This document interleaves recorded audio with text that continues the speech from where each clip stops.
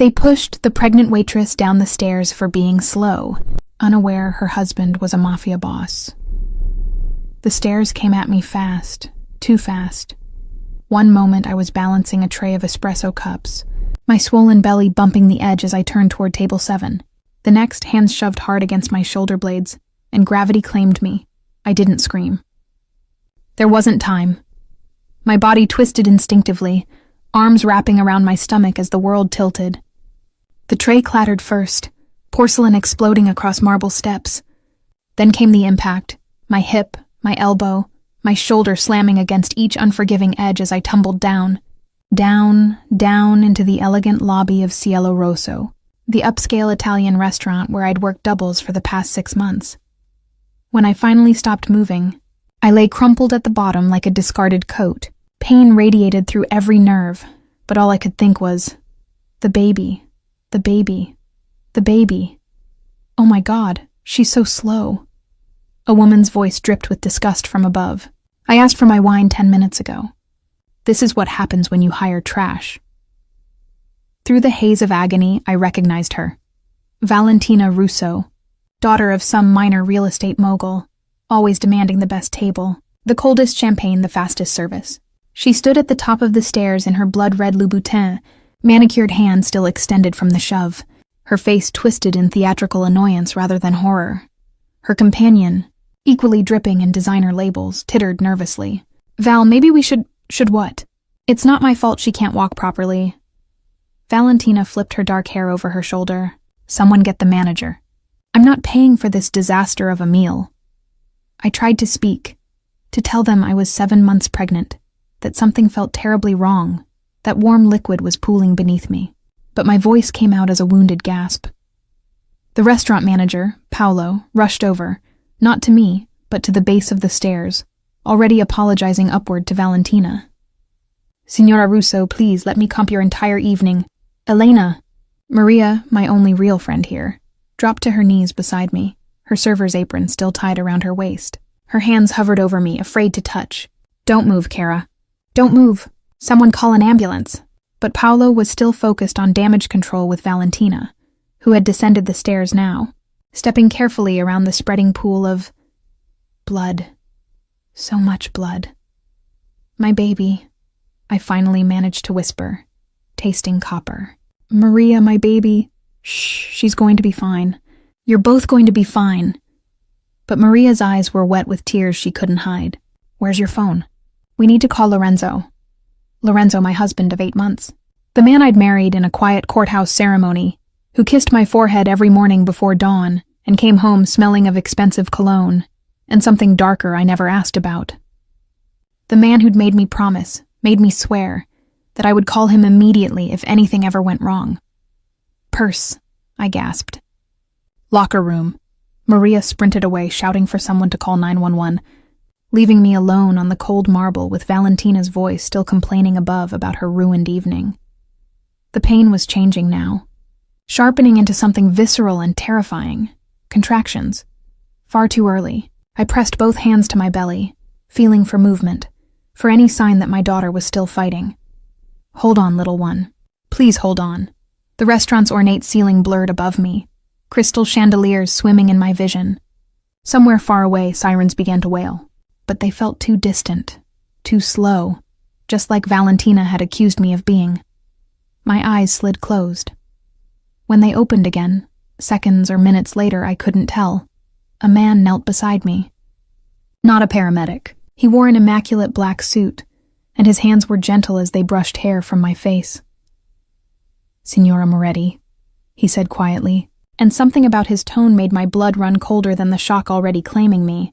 Your husband is 3 minutes away. I didn't recognize him, but he clearly knew me.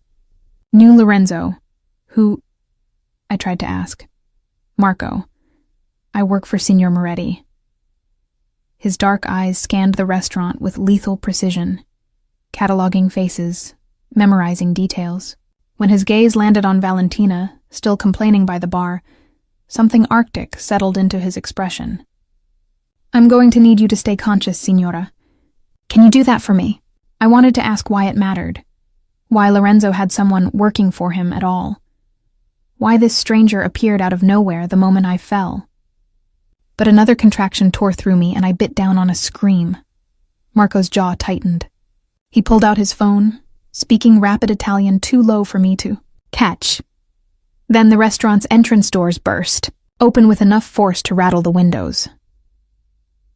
Lorenzo, my husband, moved through Cielo Rosso, like a storm given human form. 6'3", of coiled fury in a charcoal suit that probably cost more than my monthly salary. His dark hair was disheveled as if he'd been running, and his eyes, those eyes that looked at me each morning with such tenderness, were utterly devoid of mercy now. He didn't see the other diners who'd gathered to stare, didn't acknowledge Paolo's stammered greeting. He saw only me, crumpled and bleeding at the base of those stairs. Elena. My name left his lips like a prayer and a curse combined. In 3 strides he was beside me, gathering me into his arms with a gentleness that contradicted everything about his presence. I've got you, amore mio. I've got you. The baby. I know. His hand splayed across my belly, protective and possessive. The ambulance is here. But first... He looked up at Marco with eyes that had gone completely black. Tell me who did this. Marco didn't hesitate. He pointed directly at Valentina Russo. And that's when I saw it. The shift in Lorenzo's face that confirmed every suspicion I'd buried for 8 months.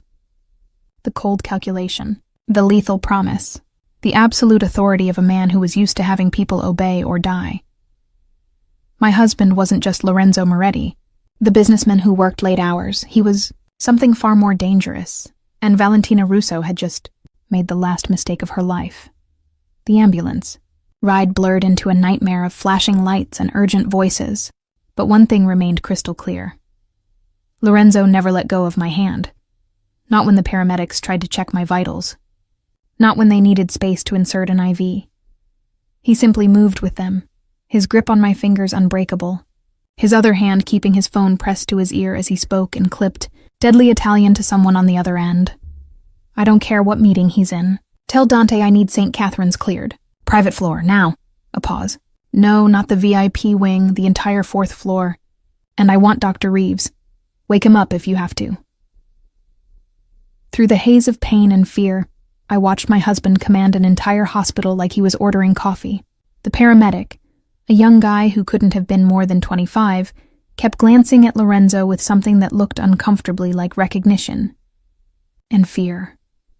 Lorenzo, I whispered, another contraction stealing my breath. What's happening? His eyes snapped to mine immediately, and for just a moment, the ruthless stranger disappeared. He brought my hand to his lips, pressing a kiss to my knuckles that felt like an apology. You're going to be fine. Both of you. I promise you, Elena. I will burn down the world before I let anything happen to either of you. The conviction in his voice should have been comforting. Instead, it terrified me, because I believed him. Completely. St. Catherine's Hospital received us like visiting royalty, or visiting danger. The emergency entrance doors were already open, a team of doctors and nurses waiting. But what caught my attention were the men in dark suits positioned at every corner, every doorway, speaking into earpieces with the practiced efficiency of security details I'd only seen on TV. Mr. Moretti. A silver-haired doctor approached, unfazed by the chaos. We have the surgical suite prepared if necessary. Let's get her upstairs and assessed immediately. No surgery unless absolutely required, Lorenzo said, his voice dropping to something lethal. You will save them both, Dr. Reeves. Failure is not an option you want to consider. It wasn't a threat. It was a promise of consequences. Dr. Reeves didn't flinch. I've been doing this for 30 years, Mr. Moretti. I don't fail. They wheeled me toward the elevators, Lorenzo walking alongside the gurney, still holding my hand. As we passed through the lobby, I caught sight of Marco, the man from the restaurant, speaking quietly to 3 other suited men. One of them nodded and disappeared back through the entrance doors. Going where? To do what? Lorenzo. I tugged weakly at his hand as the elevator doors closed around us. Who are these people? Why do they all know you? His jaw tightened, a muscle ticking beneath his olive skin. For a long moment I thought he wouldn't answer. Then he leaned down, his forehead touching mine, his voice dropping to barely a whisper meant only for me. Because I'm not who you think I am, amore mio. And after tonight, there's no hiding it anymore. The elevator climbed. My heart raced faster than the contractions. Then tell me, I breathed. Tell me the truth. Lorenzo Moretti, he said slowly, each word deliberate, is the head of the Moretti family. We control everything from the waterfront to the financial district. Shipping, imports, real estate, security contracts, all of it runs through me. I have 300 men who would die at my word. And tonight Valentina Russo put her hands on what belongs to me. The world tilted, and it had nothing to do with the pain radiating through my body. Mafia. My husband was mafia. I couldn't even form the word. Yes. No apology. No shame, just brutal honesty. I've been protecting you from this world since the day we met. You were supposed to stay separate, safe, untouched by what I do. That's why I never told you. Why I kept you working at that restaurant even though I wanted you home. Protected. His hand tightened on mine. But that ends now. After what happened tonight, every family in the city will know you exist. Will know you're my weakness. Weakness? The word came out sharper than intended, cutting through my fear. The elevator doors opened onto the 4th floor, completely empty except for more men in suits stationed at intervals down the hallway. My greatest weakness, Lorenzo corrected softly as they wheeled me into a private room that looked more like a luxury hotel suite than a hospital. Because I would betray every alliance, break every oath, and go to war with the entire underworld to keep you safe. Dr. Reeves and his team descended immediately, attaching monitors, checking dilation, assessing the baby's heartbeat. Each beep of the fetal monitor was a small mercy. She was still fighting, still alive. Placental abruption, Dr. Reeves announced grimly. Partial separation. The baby's in distress but stable for now. We need to get her to 32 weeks if possible, but if she deteriorates, do whatever it takes, Lorenzo interrupted. His hand never left mine, but his gaze had gone distant, calculating. Elena stays on bed rest under guard until delivery. 24-hour medical supervision, no visitors without my explicit approval. Lorenzo, I can't just stay here. I started to protest. You can. You will. He looked at me then, and the rawness in his expression stole my breath. Because 3 hours ago I was in a meeting planning a merger. Now I'm planning what to do with the woman who tried to kill my wife and child. And Elena. His thumb traced circles on my palm, the gesture heartbreakingly gentle against his next words. When I'm done with Valentina Russo, everyone in this city will know exactly what happens when someone touches what's mine. A nurse tried to guide him toward the door. Sir, we need to examine her, then examine her. I'm not leaving. And he didn't. Not when they checked me. Not when they administered medications. Not when visiting hours ended, and Dr. Reeves tried to insist he go home and rest. Lorenzo Moretti, mafia boss, ruler of an empire I'd been living beside in ignorance, simply pulled a chair to my bedside, laced his fingers through mine, and kept watch like a sentinel guarding his most precious treasure. Outside the window, the city glittered with lights that suddenly felt less like beauty and more like a battlefield. And somewhere out there, Valentina Russo had no idea that her world was about to end. I woke to the sound of Lorenzo's voice, low, controlled, and absolutely terrifying. I want her accounts frozen, every single one. Her father's real estate holdings, I want them audited. Find every code violation, every bribed inspector, every corner he's cut in the last 20 years. A pause. No, Marco, I don't want him ruined next week. I want him ruined by morning. My eyes opened to find him standing by the window, backlit by the pre-dawn glow of the city. He'd loosened his tie, rolled up his sleeves, but somehow looked even more dangerous in his casual dishevelment. The phone was pressed to his ear, and his free hand gripped the window frame hard enough that his knuckles had gone white. And Valentina? Another pause. Bring her to the orchid room. I'll deal with her personally after I know Elena and the baby are stable. The orchid room. I didn't know what that was, but the way he said it made my blood run cold. Lorenzo, I whispered. He turned immediately, the phone already being pocketed as he crossed to my bedside in 3 long strides. His hand found my face, cupping my cheek with a tenderness that seemed impossible from the man who'd just been orchestrating someone's destruction. How do you feel? Any pain? Should I call the doctor? His eyes scanned me frantically, looking for signs of distress. I feel like I married a stranger, I said quietly. The words hung between us like a blade. Lorenzo's jaw tightened, but he didn't look away, didn't make excuses. You married the only version of me that knows how to be gentle. The only version that remembers what it's like to want something more than power. His thumb traced my cheekbone. But yes, amore mio, you married a monster too. And now you get to decide if you can live with both. You're going to kill her. It wasn't a question. No. His answer surprised me. Killing her would be mercy. And Valentina Russo doesn't deserve mercy. He sat on the edge of my bed, his hand moving to rest protectively over my belly. She put her hands on you. On our daughter. In my world, Elena, that's not just an offense, it's a declaration of war. I should have been horrified. Should have called for security. Demanded a lawyer. Screamed for someone to save me from the man I'd pledged my life to. Instead, I found myself asking, what are you going to do to her? Something dark and satisfied flickered across Lorenzo's face. By the time the sun rises, Valentina will have nothing. No money, no reputation, no family willing to claim her. Her father will disown her to try to save himself. It won't work, but he'll try. And then she'll understand what it feels like to fall with no one to catch you. I struggled for words. That's worse than death. Yes, no apology, no regret. And every family in this city will see what I did to her and know that touching Elena, Moretti means losing everything you've ever loved. The way he said my married name Moretti sent an involuntary shiver through me, like a brand, a claim, a promise of protection wrapped in thorns. I'm scared, I admitted, and I wasn't entirely sure if I meant scared of him or scared of how his words made something dark and grateful unfurl in my chest. Good.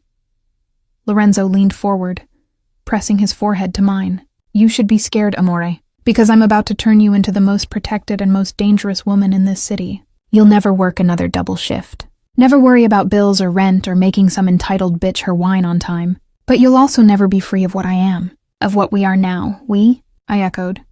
You became a target the moment you took my name. But you became untouchable the moment they made the mistake of hurting you. His hand splayed across my stomach, and I felt our daughter kick against his palm. Strong, alive, fighting.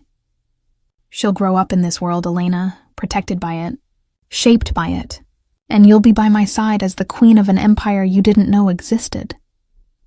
I don't want to be a queen, I whispered. I just wanted to be a mother, a wife, normal. Normal died on those stairs. His voice softened, but the truth in it remained brutal. I'm sorry, amore mio. I'm so fucking sorry. I tried to keep you separate. Tried to give you the life you deserved away from all this blood and darkness. But they found you anyway, and now the only way to keep you safe is to make sure everyone knows exactly who you belong to. The possessiveness should have rankled. Instead, it wrapped around me like a shield. I don't even know you, I said, but my hand had somehow found his, fingers lacing together over our unborn child. Then let me tell you. Lorenzo's dark eyes held mine with an intensity that made breathing difficult. My name is Lorenzo Domenico Moretti. I'm 34 years old. I took control of my family at 26 after my father was killed in a rival hit. I've ended 17 men personally, ordered the deaths of 43 more. I own half this city's politicians and all of its ports. I'm a criminal, Elena, a killer, a man who built his throne on blood and fear. Each confession should have sent me running. Instead, I asked, and with me? His expression cracked, revealing something raw and almost boyish underneath. With you, I'm just a man who stops by a shitty diner at 2 a.m. because a beautiful waitress with tired eyes made him remember what it felt like to want something pure. Who married you in a courthouse because I couldn't wait 3 months for a proper wedding? Who talks to your belly every night and reads parenting books he hides in his office because he's terrified of being a bad father? Tears burned behind my eyes. You read parenting books? 5 of them. A ghost of a smile touched his lips. I have notes, God help me, I laughed. A broken, exhausted sound that turned into a sob. Lorenzo gathered me carefully into his arms, mindful of the IV, the monitors, the fragile life we'd both almost lost. I know this isn't the life you chose, amore, but it's the life we have now. And I swear on everything I am, you will never fall again. Not while I'm breathing. Through the window, dawn broke over the city, and somewhere below, Valentina Russo's world was ending. Mine was just beginning. 3 days in that hospital room taught me more about Lorenzo's world than 8 months of marriage ever had. The flowers arrived. First, dozens of arrangements that transformed my room into a garden. But these weren't simple get-well bouquets. Each one came with a card bearing names I'd only heard whispered in news reports. The Castellano family, the Vitali brothers, the Romano syndicate, condolences for my accident, wishes for my swift recovery, veiled threats wrapped in expensive roses. They're testing you, Lorenzo explained, reading a card with barely concealed contempt before tossing it in the trash. Seeing if I'll accept their sympathies or if I'll see them for what they are, reminders that they know where you are, that you're vulnerable. And what will you do? I asked from my bed where I'd been confined for 72 hours of bed rest. The baby had stabilized, but Dr. Reeves insisted on monitoring every heartbeat, every contraction, every breath. Lorenzo's smile was all teeth and no warmth. I'm sending each family a gift in return, a reminder of what I'm capable of when someone threatens what's mine. I didn't ask what kind of gifts. I wasn't sure I wanted to know. The visitors came next, though they never made it past the 4th floor security checkpoint. Marco would appear in my doorway with updates. Dante Russo is in the lobby, demanding to see you. He wants to apologize on behalf of his daughter. Lorenzo didn't even look up from the laptop he'd been working on, conducting business from the chair beside my bed. Tell Dante that if he sets foot in this hospital, he'll leave in a body bag. The only reason he's still breathing is because I want him to watch everything he built crumble first. Copy that, boss. Marco disappeared. It happened like clockwork. Every few hours someone new would try. A councilman Lorenzo had in his pocket. A police captain who owed him favors. Even Maria from the restaurant. Though Lorenzo allowed her 15 supervised minutes to drop off my personal belongings and cry over my hospital bed. I should have stopped her. Maria sobbed, clutching my hand. I saw Valentina getting angry, saw her walking toward you. It's not your fault, I assured her, though Lorenzo's presence behind her was a looming reminder that someone would pay for this. Someone already was. After Maria left, I turned to Lorenzo. Tell me what you've done to her, to Valentina. He studied me for a long moment, as if weighing how much truth I could handle. Then he set aside his laptop and pulled his chair closer, taking my hand with a gentleness that contradicted everything I knew he was capable of. Her father disowned her publicly yesterday, called a press conference, and announced that Valentina no longer represents the Russo family or their interests. Her trust fund, $15 million, has been frozen pending investigation into tax fraud I may have anonymously tipped off the IRS about. Her penthouse is being foreclosed. Her credit cards were declined at lunch yesterday, and the video of her being escorted out of Amici for failing to pay went viral within hours. My breath caught. You filmed it? I made sure someone was there to capture it, yes. No shame. No remorse. But that's just the beginning. Every gallery that represented her vanity art installations has dropped her. Every charity board she sat on has revoked her membership. Her friends, and I use that term loosely, have been posting gleeful messages about how they always knew she was trash. Lorenzo, I didn't know if I was protesting or encouraging him.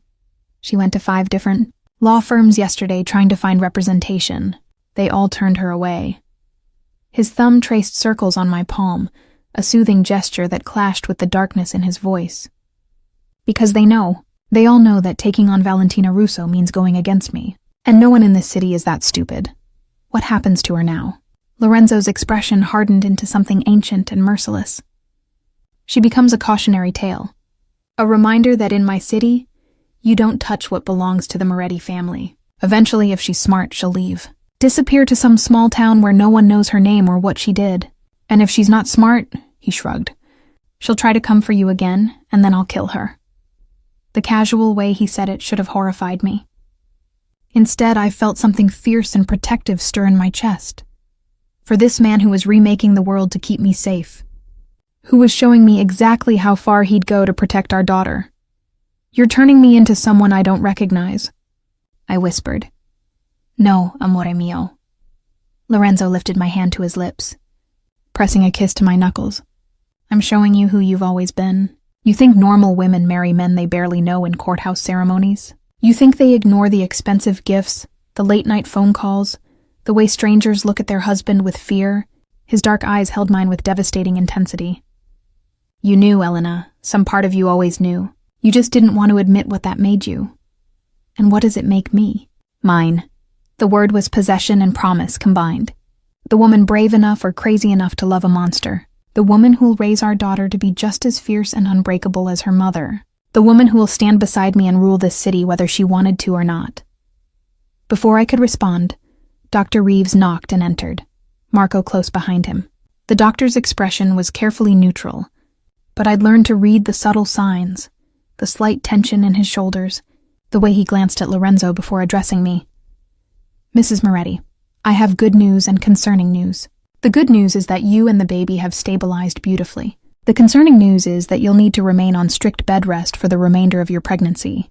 Which means she comes home with me, Lorenzo interrupted. 24-hour medical supervision, private nurses, whatever equipment you need installed. But she's not staying in a hospital where I can't control every variable. Dr. Reeves nodded as if he'd expected this. I'll make the arrangements. We can discharge her tomorrow morning. Tomorrow. I'd be going home. Except home had been our modest 2-bedroom apartment in a building with thin walls and unreliable heating. Somehow, I doubted that's where Lorenzo meant to take me. Where is home now? I asked after the doctor left.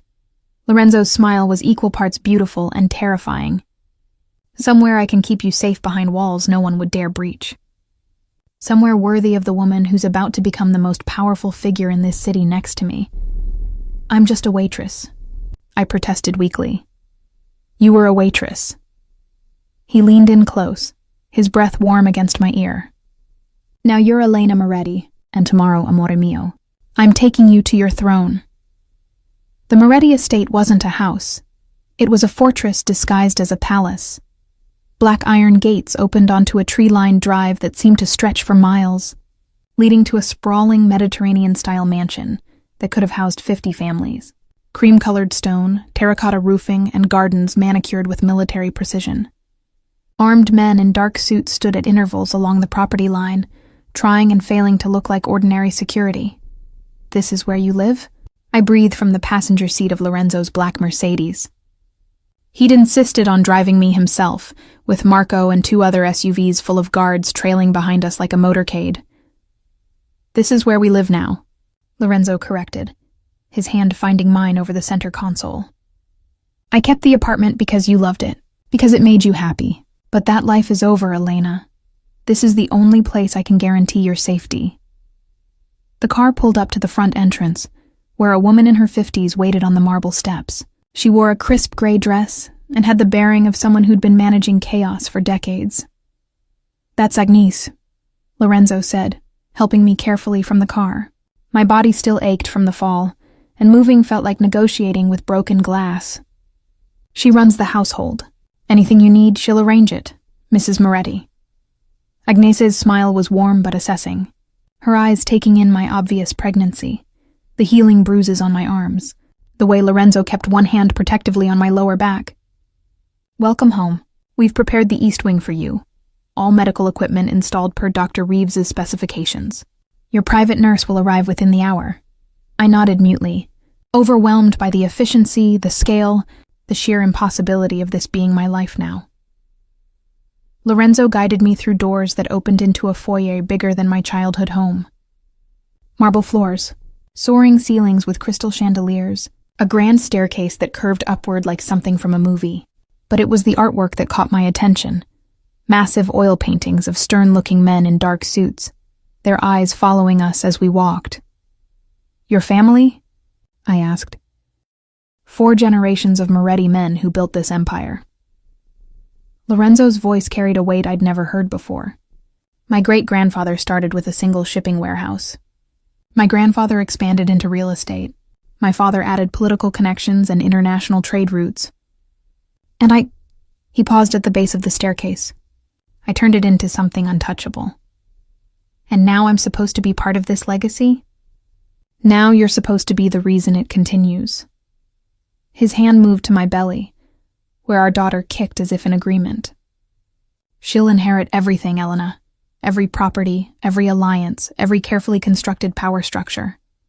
But more importantly, she'll inherit the knowledge that her mother was strong enough to survive this world and bend it to her will. Before I could respond, Marco appeared from a side hallway, his expression grim. "Boss, we have a situation. Valentina Russo was spotted at the Port Authority trying to buy a bus ticket to Chicago. She's out of money, but let her go," Lorenzo said, surprising both Marco and me. "Sir, let her run. Let her spend the rest of her pathetic life looking over her shoulder, wondering if today's the day I decide she's suffered enough and send someone to finish the job." Lorenzo's smile was colder than I'd ever seen it. "Living in fear is a far better punishment than any quick death I could give her." Marco nodded and disappeared, leaving us alone in the cavernous foyer. "You're letting her go?" I asked, uncertain how to feel about this mercy that didn't quite feel like mercy at all. "I'm letting her live with what she did." Lorenzo began guiding me toward the staircase, taking each step slowly to accommodate my injuries. "Every time she looks in a mirror, she'll see the woman who destroyed her own life because she couldn't wait 10 minutes for wine. Every night she'll wonder if I've changed my mind. And she'll never ever be able to come back to this city or any city where my reach extends." We reached the second floor, and Lorenzo led me down a hallway lined with more family portraits. But at the end of the hall, he paused before a set of double doors. "I had this prepared for you," he said quietly, and something vulnerable flickered across his face. "If it's not right, we can change everything. I just wanted you to feel—" He opened the doors. The room beyond stole my breath. It was a suite, not just a bedroom, sitting area, private balcony overlooking the gardens, and an ensuite bathroom visible through an open doorway. But what made my chest tighten was the care in every detail. Soft cream and sage green colors that I'd mentioned loving once in passing. Books on the nightstand. My favorite novels that had been stacked in our apartment. A photograph of us from our courthouse wedding in a silver frame on the dresser. And in the corner, a nursery already taking shape. A white crib with delicate lace bedding. A rocking chair. Shelves waiting to be filled with toys and books and all the dreams we had for our daughter. Lorenzo? Tears burned my eyes. "I know this isn't what you wanted," he said, his voice rough with emotion. "I know you'd rather be in our tiny apartment where the neighbors complained about noise and the heating barely worked. But, Elena, I can keep you safe here. I can give our daughter everything. And maybe, if you let me, I can give you a life that's more than just surviving." I turned to face him. This man who was equal parts savior and captor, protector and predator. "And what if I can't adjust to this? What if I wake up every day missing my old life? Then I'll spend every day trying to make you forget it." Lorenzo cupped my face in his hands, his touch achingly gentle. "I'll fill this house with whatever makes you happy. I'll bring you every book you want, every flower you love, every stupid romantic comedy you used to watch on your days off. And I'll hope, God, I'll hope, that eventually you'll look at me and see something worth staying for." "I already see that," I admitted, the truth escaping before I could stop it. "That's what terrifies me." His kiss was soft, reverent, tasting of relief and promises I wasn't sure either of us could keep. When he pulled back, his forehead rested against mine. "Welcome home, Mrs. Moretti," he whispered, and despite everything, the violence, the danger, the impossible reality of becoming a mafia wife, some traitorous part of my heart whispered back, "Yes, home." A knock interrupted the moment. Agnese appeared in the doorway with a young woman in scrubs beside her. "Your nurse is here, Mrs. Moretti." And Mr. Moretti, her expression shifted to business. "You have a call from the Castellano family. They're requesting a meeting." Lorenzo's jaw tightened, and I saw him shift from my gentle husband back into the dangerous man who ruled an empire. "Tell them I'll consider it, after I've finished ensuring my wife is settled." "Of course, sir." After they left, I looked up at Lorenzo. "The Castellano family, they sent flowers to the hospital." "They did." His expression darkened, along with a very clear message that they expect me to handle this situation quietly. That embarrassing Valentina Russo and destroying her father has disrupted the delicate balance of power in this city. What will you tell them? Lorenzo's smile was all edges and warning. That if they have a problem with how I protect my family, they're welcome to come discuss it in person. And they'll learn exactly why no one challenges the Moretti family and lives to boast about it. He kissed my forehead and moved toward the door, already pulling out his phone to handle whatever crisis came next. Lorenzo? I called after him. He paused, looking back. Don't let me become someone who's okay with all of this too quickly, I said quietly. I need time to grieve the woman I was before. His expression softened with understanding, and something that looked like respect. Take all the time you need, amore mio. That woman isn't gone. She's just learning to survive in a world that should have never touched her. Then he was gone, leaving me alone in my beautiful prison with our daughter moving. Beneath my heart and the weight of an empire settling onto my shoulders like a crown I'd never asked to wear, the nightmare came 3 nights after I moved into the estate. In it, I was falling again, endlessly tumbling down those marble stairs. But this time, when I hit the bottom, Valentina Russo stood over me laughing. And behind her, Lorenzo watched with empty eyes, doing nothing to help. I woke gasping, my hands instinctively protecting my belly. Elena. Lorenzo was already beside me, his arms pulling me against his chest. You're safe. I'm here. You're safe. But I couldn't stop shaking, couldn't stop feeling the phantom sensation of falling, of losing everything in one terrible moment. I keep seeing her face. I sobbed into his shoulder. Keep feeling her hands pushing me. What if she comes back? What if next time there won't be a next time? Lorenzo's voice was absolute granite. I swear to you, amore mio, she will never touch you again. No one will. You can't promise that. You can't control everything. Watch me. Something in his tone made me pull back to look at him. Even in the darkness of our bedroom, illuminated only by moonlight streaming through the balcony doors, I could see the deadly determination in his eyes. What did you do? I whispered. Lorenzo was quiet for a long moment, his hand moving in soothing circles over my back. Then, I want to show you something. But once I do, you can't unsee it, can't unhear it. It will change how you see me, how you see this life, forever. My heart hammered against my ribs. Show me. He studied my face, searching for certainty. Whatever he found there must have satisfied him because he nodded slowly and reached for his phone on the nightstand. A few taps, and he pulled up a video file. This was recorded 2 hours ago, he said quietly, holding the phone between us. The video showed a room I didn't recognize. Concrete walls, a single hanging light bulb, and a chair in the center where a woman sat bound and gagged. It took me a moment to recognize her through the bruises and tear-streaked makeup. Valentina Russo. Lorenzo, what? Watch, he said softly. On the screen, Marco entered the frame. He removed Valentina's gag, and she immediately started screaming. Not words, just raw animal terror. Mrs. Russo. Marco's voice was eerily calm. Mr. Moretti wants you to understand something. He was willing to let you run, willing to let you live with your shame and start over somewhere far from here. But then you made a mistake.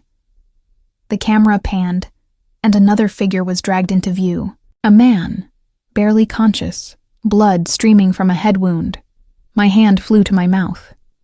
You hired this man to finish what you started, Marco continued. Paid him $10,000. Money you borrowed from a loan shark, which was stupid. To break into St. Catherine's Hospital and hurt Mrs. Moretti. To make it look like an accident. A fall in the bathroom, perhaps. Something tragic but explainable. I didn't, Valentina sobbed. I was desperate. She ruined my life. That bitch deserved. The slap echoed through the video. Marco's hand had moved so fast I barely saw it.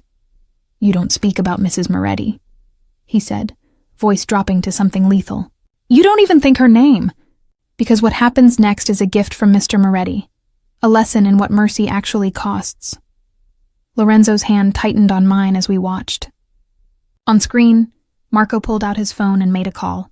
It's done, she confessed. Yes, sir. Right away, sir. Then Marco looked directly at the camera, at us, and said, Mr. Moretti wants you to know, Valentina, that you had a choice. You could have disappeared. Instead, you chose revenge. And now, the video cut off. I stared at the black screen, my mind racing. What happens now? What did you do to her? Lorenzo set the phone aside and took both my hands in his. She's on a cargo ship heading to Eastern Europe as we speak. She'll be sold to people who specialize in making problems disappear. She won't be killed. I keep my promises. But she'll spend the rest of her life wishing she had been. The words should have horrified me. Should have sent me running from this man and his brutal world. Instead, I asked, the man she hired? In police custody.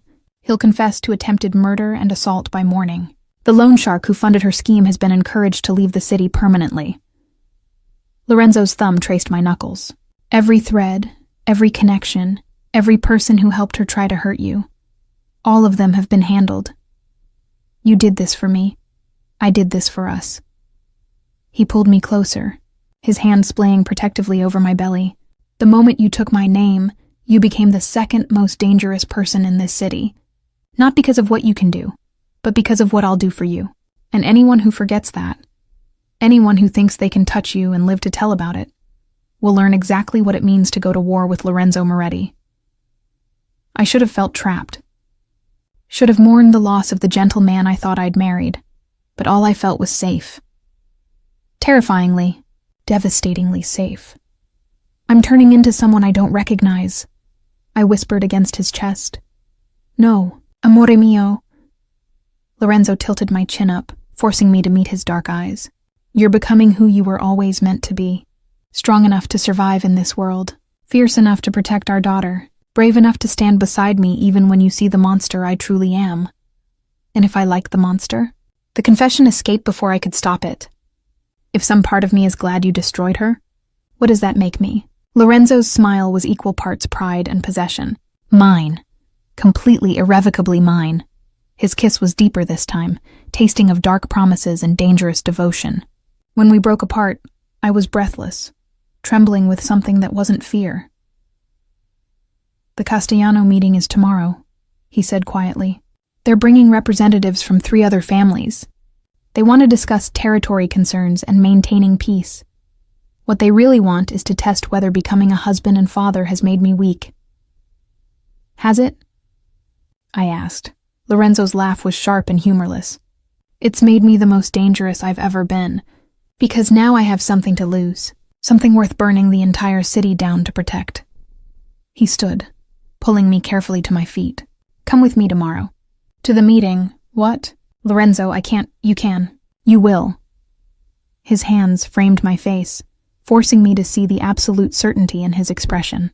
I want them to see you, to see that swell of our child, to understand that the Moretti family is stronger than it's ever been, that I'm not just protecting territory anymore, I'm protecting a legacy. They'll see me as a weakness. Let them try. His smile turned predatory. And then they'll watch me destroy anyone foolish enough to act on that assumption. You're not my weakness, Elena. You're my warning, my promise, my line in the sand that says, touch this, and I'll end you. Outside our window, the estate grounds were illuminated by security lights, casting long shadows where armed men patrolled. This was my life now.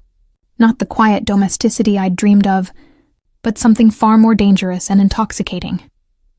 I'm scared, I admitted. Good.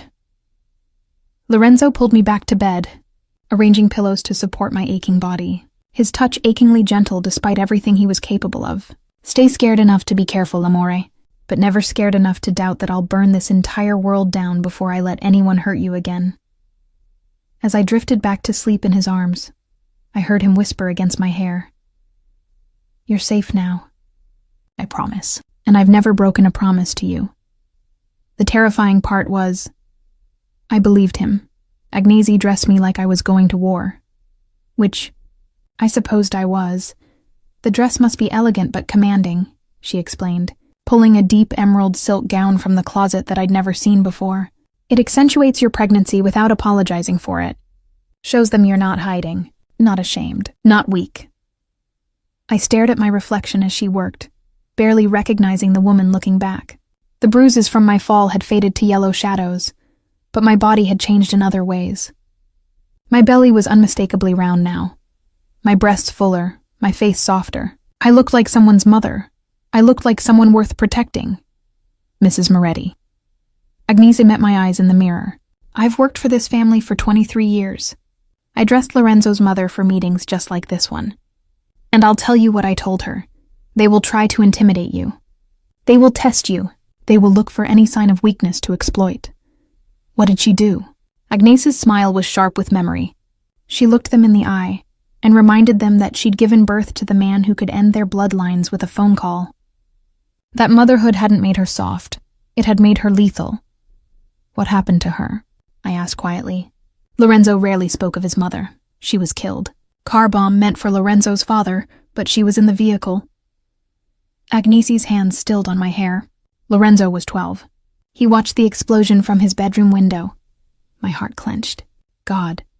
That boy grew up understanding that love in this world is the most dangerous weapon you can wield. It's why he fought so hard to keep you separate, to keep you safe. She secured the final pin in my upswept hair. But safe isn't always possible. Sometimes the only option is to become too dangerous to touch. Before I could respond, Lorenzo appeared in the doorway. He wore a black suit that probably cost more than I used to make in 6 months. His dark hair perfectly styled, his presence filling the room like a gathering storm. But it was his eyes that caught me. The way they softened when they landed on me. Even as the rest of him remained hard as granite. You look... He crossed to me, his hand finding my face with aching gentleness. You look like a queen, amore mio. I looked terrified. I corrected. Good. They should see that you're brave enough to be here despite the fear. He pressed a kiss to my forehead. Are you ready? No. Yes. Marco waited by the car, along with 4 other guards I'd come to recognize over the past few days. The drive to wherever this meeting was happening felt simultaneously too long and not long enough. Where are we going? I asked as the city blurred past. The Orchid Room, Lorenzo said, and I felt ice slide down my spine at the name. It's a private club that's been neutral territory for 70 years. No violence allowed within its walls. It's where families meet to negotiate before they go to war. Comforting, I muttered. His hand found mine, squeezing. I won't let anything happen to you. But Elena, you need to understand what you're about to see. These men, they're like me. Dangerous, ruthless. They've killed and ordered kills. They rule through fear and respect. And today, they're going to judge whether I'm still worthy of my position, or if fatherhood has made me vulnerable. What do you need me to do? Lorenzo's smile was pure predator. Just be yourself. Be the woman strong enough to survive a fall that should have killed her and her child. Be the woman brave enough to love a monster. That's all the weapon I need. The Orchid Room was everything its name suggested. Opulent, beautiful, and hiding thorns beneath every surface. Crystal chandeliers. Mahogany panels. Waiters in white gloves serving drinks I couldn't name. And at a large circular table in the private back room sat 5 men who radiated power and violence in equal measure. They stood as we entered. Lorenzo. The oldest man, silver-haired, sharp-eyed, radiating old-world authority, spoke first. Thank you for coming. And this must be the famous Mrs. Moretti. Elena, Lorenzo said, his hand never leaving the small of my back. My wife, the mother of my child, and the reason I'm about to make several things very clear. The temperature in the room dropped 10 degrees. We sat. Lorenzo positioned me beside him, angled so I could see everyone while they could see my pregnant belly. A deliberate choice, I realized. A statement. Gentlemen, Lorenzo began, his voice carrying the weight of absolute authority. Let me save us all some time. I know why you requested this meeting. You're concerned. You think that marriage and impending fatherhood have made me soft, made me distracted, made me weak enough that perhaps it's time to renegotiate our territories, our agreements, our understanding of who holds power in this city. The men exchanged glances. The silver-haired one, Castellano I guessed, leaned back in his chair. You've been aggressive lately, Lorenzo. The Russo situation was handled with more brutality than necessary. It's drawn attention, made people nervous. Good. Lorenzo's smile didn't reach his eyes. People should be nervous. Because apparently, some in this city have forgotten what happens when you threaten the Moretti family. A spoiled girl pushed your wife, another man interjected. Younger, cocky. Accidents happen, but you destroyed an entire family over it. You made her disappear. That's not proportional response. That's emotional. Weak. I felt Lorenzo tense beside me, coiling like a snake about to strike. Weak? Lorenzo's voice dropped to something lethal. Let me tell you about weakness, Dante. Weakness is sitting at this table thinking you can question my judgment. Weakness is believing that family makes me vulnerable when it's actually made me unstoppable. Weakness, he leaned forward, is not understanding that the woman sitting beside me is the only reason you're all still breathing. Silence crashed over the room. Explain, Castellano said carefully. Lorenzo's hand found mine on the table, lacing our fingers together in full view of everyone.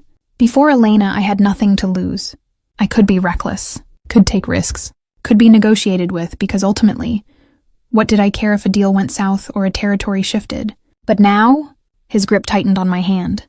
Now I have everything to lose, which means I'll do anything. Destroy anyone, burn any bridge, break any treaty, to protect what's mine. You think that makes me weak? It makes me the most dangerous man you'll ever face. That's not how this world works, the cocky one, Dante argued. Emotional attachments get you killed. Your own mother. Lorenzo moved so fast I barely saw it. One moment he was seated. The next he had Dante by the throat, the younger man's chair toppling backward as Lorenzo lifted him partially off the ground. Finish that sentence, Lorenzo whispered, and I'll kill you right here. Neutral ground be damned. Lorenzo! Castellano stood, hands raised. Control yourself! But Lorenzo's eyes never left Dante's reddening face. My mother understood what all of you seem to have forgotten. That in this world, love isn't a weakness, it's a weapon. It's the thing that makes men like me stop calculating odds and start calculating body counts. It's what transforms careful businessmen into absolute tyrants who will burn cities down for revenge. He released Dante, who collapsed, gasping into his chair. Lorenzo straightened his suit, composed himself, and turned to address the entire table. So yes, gentlemen, I'm a husband now, about to be a father. And that doesn't make me weak. It makes me untouchable. Because now you can't threaten me with death. You can't leverage territory or money or power. The only thing I care about is sitting beside me. And if any of you, ever threaten her again, directly or indirectly, I will systematically destroy everything you've ever built before I kill you and everyone you've ever loved. The silence that followed was absolute. Castellano studied Lorenzo for a long moment. Then his eyes slid to me. Mrs. Moretti, you're very quiet. Every eye in the room turned to me. My heart hammered against my ribs, but I forced myself to meet Castellano's gaze without flinching. What would you have me say? I asked, surprised by how steady my voice sounded. That I'm sorry my existence has complicated your business arrangements? That I regret surviving an attempted murder? That I wish my husband was the kind of man who'd let someone hurt his family and do nothing about it? I placed my free hand over my belly, feeling our daughter kick. I'm 7 months pregnant with Lorenzo Moretti's child. That makes me either the most protected woman in this city, or the most valuable target, depending on how stupid you all are. But either way, I looked around the table, meeting each man's eyes in turn. I'm not going anywhere, and neither is he. So you can either accept that the world has changed, or you can test him and learn exactly why everyone fears the Moretti name. For 3 heartbeats, no one moved. Then Castellano laughed, a genuine, appreciative sound that broke the tension like shattered glass. Well, he said, raising his whiskey glass. I see why you chose her, Lorenzo. She's got spine. Lorenzo's hand squeezed mine, pride radiating from him. She's got everything. The attack came 2 weeks later, on a Tuesday that had started like any other. I was in the nursery, folding tiny clothes that Agnesi had ordered. Soft cotton onesies and delicate blankets that smelled of lavender. Dr. Reeves had cleared me for light activity, and the simple domesticity of preparing for our daughter felt like a lifeline to normalcy in this strange new world. Lorenzo was in his study, handling what he called routine business. Marco stood guard outside my door as he always did. The estate hummed with its usual efficient silence, then the windows exploded. Glass shattered inward in a crystalline wave as gunfire erupted from somewhere in the gardens. I dropped to the floor on instinct, my arms wrapping around my belly as my ears rang from the concussion of sound. "Elena!" Lorenzo's roar carried from down the hallway, raw with panic I'd never heard from him before. The door burst open. Not Marco. 3 men in black tactical gear, faces covered, weapons raised. One of them grabbed my arm, hauling me up with brutal efficiency. "Got her. Moving to extraction point B. No." I struggled, fighting with everything I had despite knowing it was useless. "Let me go!" A hand clamped over my mouth. The world tilted as they dragged me toward the shattered window, toward the chaos of gunfire and shouting outside. Then Marco appeared in the doorway, blood streaming from a head wound, his gun already raised. "Get down!" The first shooter went down. The second spun toward Marco, and I used the distraction to slam my elbow into my captor's ribs with all my strength. He grunted, his grip loosening just enough. Lorenzo materialized like vengeance incarnate. He moved through the room like death itself, 3 shots fired with surgical precision.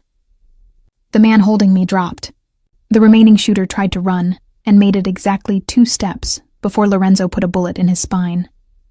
Then his arms were around me, gentle despite the violence still echoing through the estate. "Elena, amore mio, are you hurt?" "The baby, I'm okay," I gasped, shaking so hard my teeth chattered. "We're okay." "Lorenzo, what's happening?" "Betrayal." The word came out like shattered glass. His eyes scanned me frantically, hands checking for injuries, for blood, for any sign that he'd failed to protect me. Someone told them exactly when and where to strike. "Someone inside." More gunfire erupted from downstairs, shouting in Italian, the unmistakable sound of bodies hitting marble floors. "Marco." Lorenzo's voice cut through the chaos. "Get her to the safe room, now. Don't stop for anything or anyone. If I don't make it out, don't." I grabbed his jacket, terror clawing up my throat. "Don't you dare finish that sentence." He kissed me, hard, desperate, tasting of fear and fury. "I love you. Remember that. Whatever happens next, remember I loved you more than anything in this goddamn world." Then Marco was pulling me away, half carrying me down a service hallway I'd never noticed before, toward a section of the house that seemed to exist solely for emergencies like this. "Keep moving. Mrs. Moretti," Marco urged, blood still dripping from his temple. "Boss will handle this." "He always does." Behind us, more gunfire. An explosion that shook the entire structure. Lorenzo's voice roaring commands in Italian, every word dripping with lethal promise. The safe room was hidden behind a false wall in the wine cellar. Concrete reinforced with steel.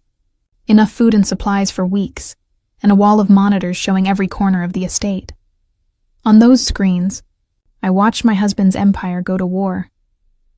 Lorenzo moved through the chaos like a conductor directing an orchestra of violence. His men, dozens of them that I hadn't even known lived on the property, swarmed the attackers with practiced efficiency. But it was Lorenzo himself who was terrifying to witness. No hesitation, no mercy. Just brutal, elegant violence that left bodies in his wake. "Who are they?" I whispered, watching the screens. "Who would dare attack us here?" Marco's expression was granite. "The Vitale brothers. They've been looking for an excuse to make a move on Moretti territory for years. Thought today was their chance. But how did they know? That Lorenzo would be in his study? That most of the guards were rotating shifts? That you'd be alone in the nursery?" Marco's jaw tightened. Someone told them.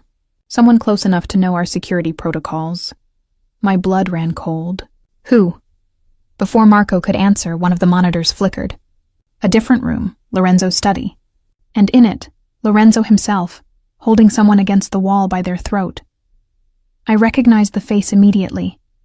Dante, the cocky young man from the meeting. The one who'd questioned Lorenzo's strength. "Didn't think it through, did you?" Lorenzo's voice came through the speakers, cold as winter. "Thought you could use my wife as leverage? Thought the Vitale brothers would reward you with my territories if you helped them take me down. It was supposed to be clean," Dante choked out. "Quick extraction. No one hurt. Just use her to make you negotiate." Lorenzo's fist connected with Dante's face with bone-breaking force. "You put your hands on what's mine. On the mother of my child. On the only pure thing in my entire goddamn life. Lorenzo, please, Did she say please? Lorenzo's voice dropped to something inhuman. When your men grabbed her? When they put their hands on her pregnant body and dragged her toward that window. Did she beg, Dante? Did she say please? Dante was sobbing now. I'm sorry. I'm sorry. It was a mistake. Yes. Lorenzo released him, letting him drop to the floor. It was. The last mistake you'll ever make. What happened next, I couldn't watch. I turned away from the monitor, my hands pressed over my ears, trying to block out Dante's screams. Marco didn't flinch, just kept watching the screens with professional detachment, occasionally updating me on the situation outside. Estate is secure. All attackers neutralized or captured. Vitale brothers are in custody. Boss's men picked them up from their club 20 minutes ago. It's over? I whispered. The attack is over. Marco's expression remained grim. But what comes next? That's just beginning. An hour later, Lorenzo found me in the safe room, still shaking, still processing what I'd witnessed. He was covered in blood. Some his, mostly not. His knuckles were split, his shirt torn, his face a mask of barely controlled rage that softened the instant he saw me. Elena. He crossed to me in 3 strides, pulling me into his arms with desperate gentleness. I'm sorry. I'm so sorry. I should have seen it coming. Should have protected you better. You saved me, I interrupted, my voice muffled against his chest. You saved us both. I almost lost you. His voice cracked, and I realized he was shaking too. When I heard those windows break, when I knew they had you, Elena, I've never been that scared in my entire life. I pulled back to look at him, this man who'd just executed someone with his bare hands, who'd orchestrated a counterattack that left bodies littering his estate, who ruled an empire through fear and blood. And I saw only the terrified husband who'd almost lost everything. What happens now? I asked. Lorenzo's expression hardened back into the mafia boss I'd come to know. Now, everyone learns what happens when they come for the Moretti family. The Vitale brothers, every man who participated in this attack, everyone who knew about it and said nothing, they all pay. In blood, in suffering, in ways that will make Valentina Russo's fate look like mercy. And Dante? Dead, no emotion. Just fact. His body will be found in Vitale territory with evidence linking him to their organization. It'll look like they killed him to tie up loose ends. His family will blame them. And when the families go to war with each other, we'll sweep in and take everything they both owned. The cold calculation should have horrified me. Instead, I felt only grim satisfaction. I watched you kill him, I admitted quietly. On the monitors. I tried not to, but I know. Lorenzo cupped my face in his blood-stained hands. And I need you to tell me right now, Elena, can you still love me? Knowing what I'm capable of? What I've done? What I'll continue to do to keep you safe? I thought about the terror of being grabbed, the helplessness of being dragged toward that window, the absolute certainty that I was about to lose everything. My daughter, my life, my future. And I thought about Lorenzo appearing like an avenging angel, eliminating the threat without hesitation, protecting me with a ferocity that bordered on feral. I don't just love you, I whispered. I'm grateful for what you are, for what you're willing to do. Does that make me a monster too? His kiss was answer enough. Desperate, possessive, tasting of blood and devotion and dark promises neither of us could take back. When we broke apart, Lorenzo pressed his forehead to mine. We're moving you tonight, somewhere even I don't know about until you're there, somewhere no one can reach you until after the baby is born. You're sending me away? I'm keeping you alive. His voice broke on the words. Because, amore mio, I can't survive losing you. And what I'm about to do, the war I'm about to start, it's going to get ugly. Blood in the streets ugly, and I need to know you're somewhere safe while I burn this city down. The safe house was a villa on the coast, 3 hours from the city, and a lifetime away from everything I'd come to know. White stone walls, endless ocean views, armed guards disguised as groundskeepers, and an isolation so complete that some days I forgot the rest of the world existed. Lorenzo visited when he could, arriving in the middle of the night in bulletproof vehicles. Staying until dawn forced him back to whatever war he was waging in my absence. Each time he looked more haunted, more dangerous, more like a man balancing on the knife's edge between salvation and damnation. How bad is it? I asked one night, 3 weeks into my exile. We lay in bed together, his hand tracing lazy patterns over my swollen belly, our daughter kicking against his palm. The Vitale organization no longer exists, he said quietly. Their territories have been absorbed, their assets liquidated. Their family name will be remembered as a cautionary tale about what happens when you come for the Morettis. And Dante's family? They made the mistake of demanding justice for his death. Claimed we had no proof he was involved. Lorenzo's smile was sharp as broken glass, so I provided proof. Bank transfers, recorded phone calls, security footage of him meeting with Vitale representatives. His father disowned him posthumously. His mother won't leave her house. His siblings changed their last names. I should have felt sympathy, should have mourned the destruction of an entire family tree. Instead, I felt only cold satisfaction. What does that make me? I whispered. That I'm glad? That I want them to suffer? Lorenzo pulled me closer, careful of my belly. It makes you mine, amor mio. It makes you someone who understands that in this world, mercy is the same as weakness, and weakness gets you killed. I miss you, I admitted, hating how small my voice sounded. I miss our home. I miss feeling like a wife instead of a prisoner. 2 more weeks. His lips brushed my temple. Dr. Reeves says you're at 35 weeks. After 37, he's willing to induce if necessary. Then you come home, and I never let you out of my sight again. What if something happens before then? What if then you have Dr. Reeves here full-time, a fully equipped medical suite, and a helicopter that can have you at the best hospital in the region in 15 minutes? His hand splayed possessively across my stomach. I've thought of everything, Elena. You're safer here than anywhere in the world. Safe, protected, isolated. The words felt like prison bars wrapped in silk. The contractions started 4 days later, at 2 a.m., while Lorenzo was back in the city handling what he'd called unavoidable business. At first, I thought it was false labor, Braxton Hicks, like Dr. Reeves had warned about. But these pains were different, sharper, more insistent, coming in waves that stole my breath. Mrs. Moretti? Agnese appeared in my doorway. She'd insisted on staying with me, refusing to leave me alone even when Lorenzo offered to triple her salary to return to the estate. Are you all right? I think... Another contraction hit and I gasped.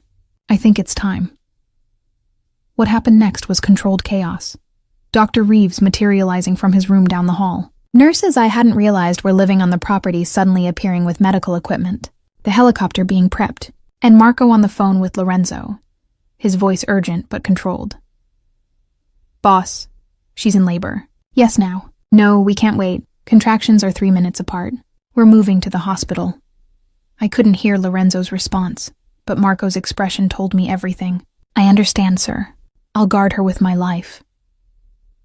The helicopter ride was a blur of pain and fear, and the steady rhythm of Dr. Reeves' voice telling me everything was going to be fine, that I was doing beautifully, that my daughter was strong and ready to meet the world.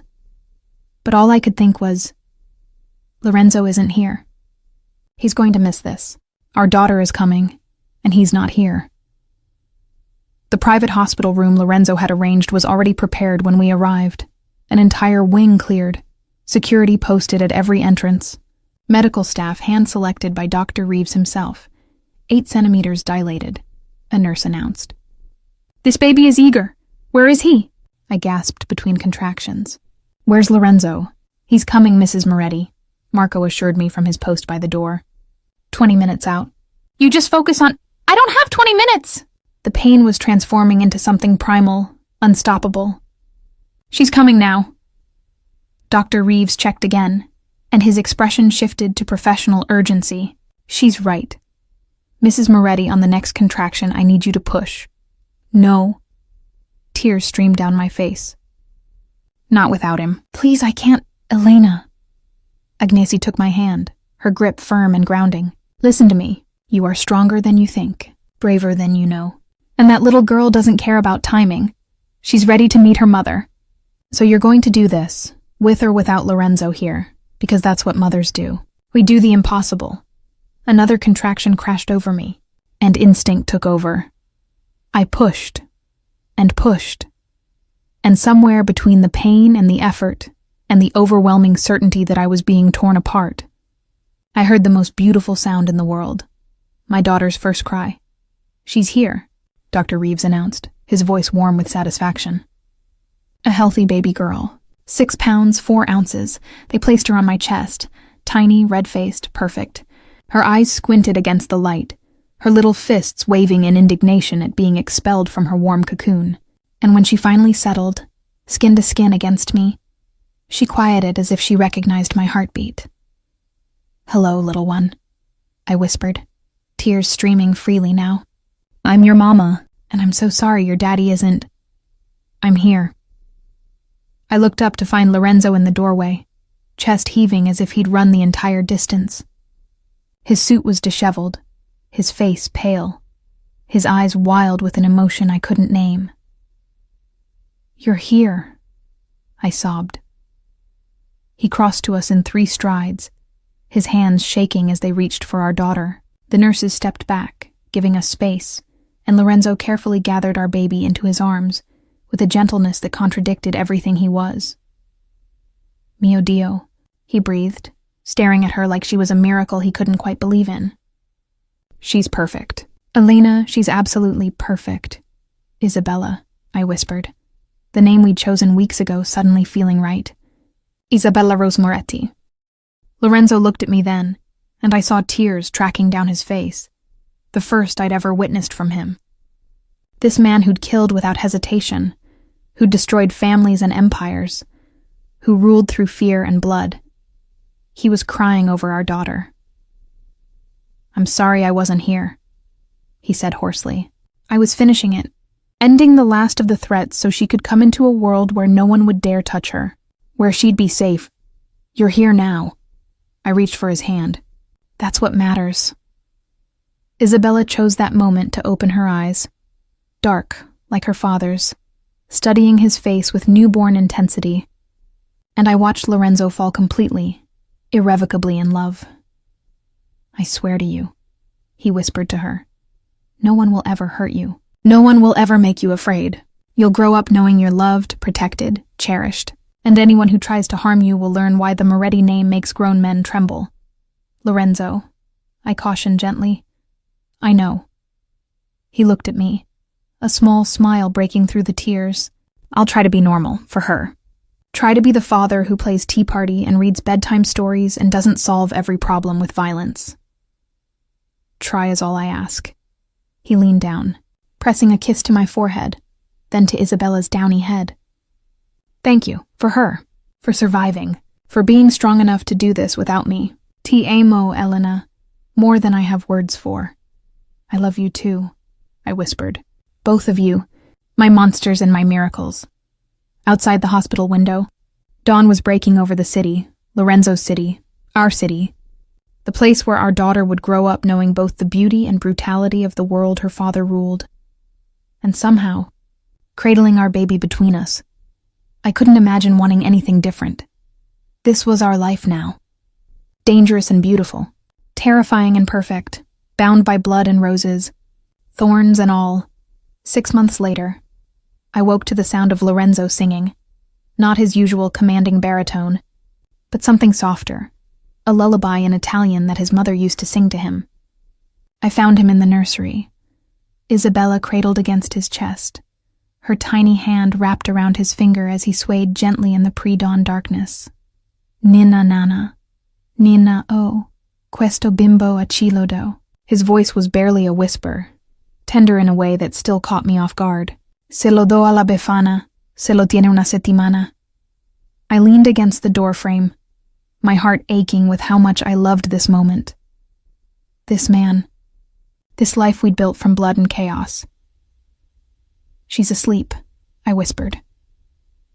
Lorenzo looked up, his expression softening when he saw me. "I know, but she had a nightmare. Woke up crying, and I couldn't just leave her. You're going to spoil her." "Good."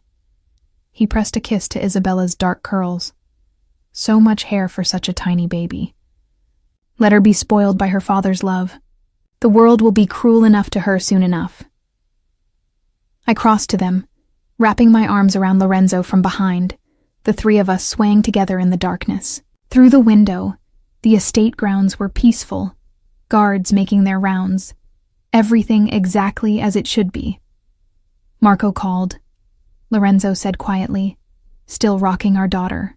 The Castellano family wants to meet. They're proposing a formal alliance, marriage contract between Isabella and Castellano's grandson when they come of age. My blood went cold. She's 6 months old, Lorenzo. I know. His jaw tightened.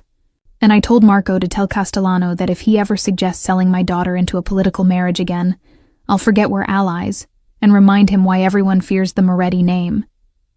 What did he say? That he respected my position but hoped I'd reconsider for the good of both families. Lorenzo's smile was sharp and humorless. Then I had Marco send him a gift, the deed to a property Castellano's been trying to acquire for years, with a note explaining that this is what cooperation looks like, not bartering children like livestock. I kissed his shoulder, grateful and terrified in equal measure. You can't protect her from everything. Watch me try. He finally placed Isabella back in her crib, tucking her favorite blanket, the one Agnese had embroidered with tiny roses, around her sleeping form. I've already established trust funds in her name across 3 countries. Set up shell corporations she'll inherit, given her options beyond this life if she ever wants them. And if she wants this life? I asked quietly. If she grows up watching you rule this empire and decides that's what she wants too? Lorenzo's expression turned complicated. Pride and fear and love all warring for dominance. Then I'll teach her to be better than me, smarter, more careful, less ruled by emotion. I'll give her every advantage I never had and pray it's enough. We stood together watching Isabella sleep, her little chest rising and falling with perfect rhythm, completely unaware that she'd been born into a world of power and violence and dark beauty. Do you regret it? Lorenzo asked suddenly. This life? What you've become? I thought about the woman I'd been 8 months ago, the waitress working double shifts, worried about rent, dreaming of a simple life with a husband who worked normal hours and came home smelling like office coffee instead of gun smoke and expensive cologne. Then I thought about who I was now. Elena Moretti, wife of the most powerful man in the city, mother to his heir, the woman whose name made people lower their voices and tread carefully. I regret the fall, I said honestly. I regret that Valentina's cruelty is what dragged me into this world. But this? I gestured to the nursery, to Isabella, to Lorenzo. Our family, our life? No, I don't regret this. Even knowing what I've done? What I'll continue to do? I turned to face him fully, taking his scarred hands in mine. Especially knowing. Because you do it all for us, for her. Every terrible thing, every ruthless decision, every body you've buried. It's all so she can sleep peacefully in her crib without fear. So I can walk through our home without looking over my shoulder. That's not something I regret, Lorenzo. That's something I'm grateful for. His kiss was deep and searching, tasting of relief and devotion and promises we'd both learned to keep. When we broke apart, he rested his forehead against mine. I have something for you, he murmured. From his pocket, he pulled a small velvet box. Inside was a ring. Not the simple wedding band I wore, but something else entirely. A blood-red ruby surrounded by diamonds, set in platinum that caught the dim light like captured fire. What is this? Your coronation. Lorenzo took my left hand, sliding the ring onto my finger beside my wedding band. You're not just my wife anymore, Elena. You're the queen of this empire. My equal, my partner. And I want everyone to know it. Lorenzo, I do. His voice was fierce with conviction. I need everyone to understand that you're not just something I protect. You're someone who stands beside me, who makes decisions with me, who has as much power in this family as I do. The Castellanos, the other families, even my own men, they need to see you as more than the boss's wife. They need to see you as the woman who survived an assassination attempt and came out stronger. The woman who gave birth to the future of this empire. The woman who turned a monster into something almost human. Tears burned behind my eyes. I'm still learning, still figuring out how to be this person. So am I. His smile was crooked, vulnerable. Every day I wake up terrified I'll fail you both. That my enemies will find a weakness. That I'll make the wrong call and lose everything. But then I see you, strong, brave, adapting to this world like you were born for it. And I think maybe we'll survive this after all. A cry from the crib interrupted us. Isabella, awake and demanding attention with all the imperious authority of her bloodline. I moved to pick her up, but Lorenzo beat me to it, scooping up our daughter with practiced ease. "Good morning, Principessa. Ready to conquer the day?" Isabella responded by grabbing his nose, her little face scrunched in concentration. "She has your stubbornness," I observed. "She has your strength." Lorenzo looked at me over Isabella's head, his expression so full of love it made my chest ache. "And together we're going to give her a kingdom. Not just of territories and power, but of love, of family, of knowing she's wanted and cherished and protected." "A kingdom of thorns," I murmured, thinking of everything this life entailed. "And roses." Lorenzo shifted Isabella to one arm and pulled me close with the other, the three of us forming our own small world within the empire he'd built. "Never forget the roses, amore mio." Through the window, the sun rose over the estate, painting everything in shades of gold. Guards changed shifts. Agnese would soon be preparing breakfast. The day would bring meetings and decisions, and all the weight of the world Lorenzo carried on his shoulders. But for this moment, we were just a family. A monster who learned to love. A woman who learned to survive. And a baby girl who would grow up knowing both the darkness and the light. I looked down at the ruby ring on my finger, blood red and beautiful. Just like this life we'd built together. "To the kingdom." "Then," I whispered. Lorenzo's smile was pure dangerous devotion. "To the kingdom, and to the queen who rules my heart." Isabella giggled, oblivious to the weight of legacy and empire settling onto her tiny shoulders. And in that sound, pure, innocent, perfect, I heard our future, dangerous and beautiful. Terrifying and precious, bound by blood and roses, forever and always. They say Elena Moretti was just a waitress who caught a mafia boss's eye. They say she was a victim who became a queen. They say she transformed Lorenzo Moretti from a monster into a man. They're wrong. Elena Moretti was always a queen. She just needed a kingdom dark enough to match her strength. And Lorenzo? He was always a man. He just needed someone worth being human for. And their daughter? Isabella Rose Moretti. She would grow up to make them both look like amateurs. But that's a story for another time.